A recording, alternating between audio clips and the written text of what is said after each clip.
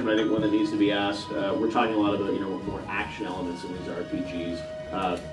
Is turn-based role-playing games, are they going to be an important part of the future of games, or is everything moving more towards real-time combat and real-time action?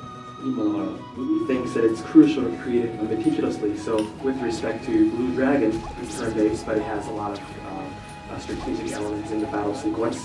And with respect to Lost Odyssey, it has real-time elements that actually make battle experiences very interesting. And in addition to these titles, there's actually an RPG title called Cryon for Xbox 360, and over there, 2 more RPGs projects in progress, both of which are based on new different ideas. So instead of going to one single direction, he believes that there needs to be a variety of ways of playing and being fully immersed in the game.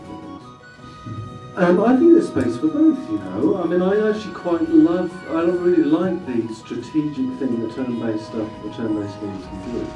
That you can just sit back and you can just think, right, well, this is what I'm going to do. And I think that's the slight problem with action games, is that it's much more twitch and much more reaction oriented. There's not time to pause. And I remember when we were first sitting down and considering doing a role-playing game, we really thought hard about whether or not it should be turn-based or not. We came down on the side of action in the end because of the sense of being immersed. You were there in the world and you weren't taken out of the world.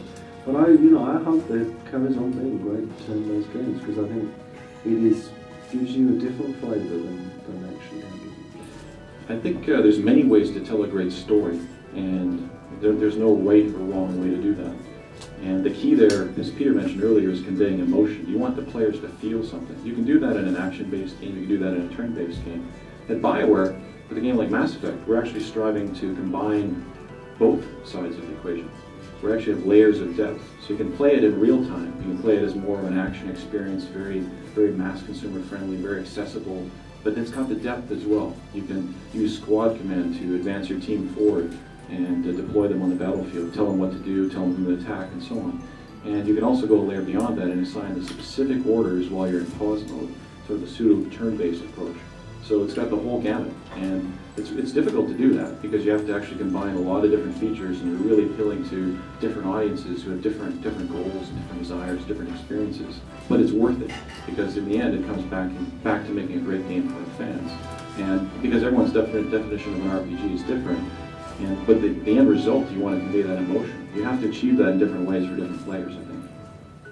Let's talk a little bit about multiplayer and online, which is something that is incredibly popular, especially on the Xbox platform. A lot of people with multiplayer. RPGs have always sort of battled with the idea of how do we include any type of multiplayer experience. Obviously, there's massive multiplayer games, but how do you see multiplayer fitting into the future of RPGs? Is it more going to come in through co-op play with members of a party being actual friends that you're playing with? We're seeing games experimenting with that, or is there another type of multiplayer that we'll see in these games? Yeah.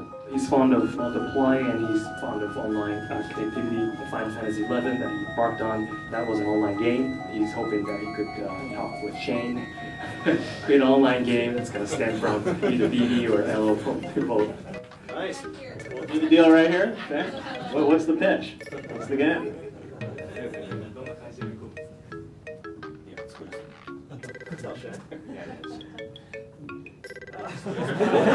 See? Please, say. I want to win. Whatever you want. There you go. Green light. Could I do one as well, Shane? Thank you. Yeah, well, this is really exciting. I mean, for the first time, really, consoles are really connected. Not just PCs, it's consoles. And they're really connected, and they're connected, and what you're finding is people are leaving their consoles connected all the time. They're not just logging in and logging out. And that's a real opportunity. I mean, if there's any genre that really is sympathetic to online and multiplayer, it's got to be RPG, surely. I mean, the idea that you, as an individual, uniquely can show off and to work with and to co-op with your friends and meet new people, I think that's super exciting. We're very excited where where massive multiplayer games are going, because the story that develops between players, the social interaction, that's a different kind of story, and it's something you can't really achieve in a single player game. So what if you fuse the concepts that great RPGs have built in terms of a great storyline, the emotional impact on players, and you put that into an MMO?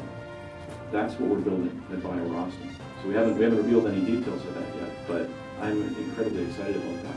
And I think in a way, the MMOs are actually, they're pushing the envelope and they're doing some exciting things that you just can't do in single player games. In single player games, you're doing some things you can't do in MMOs. So it's really, you know, I think there's a place for both of them. I think they're both very important.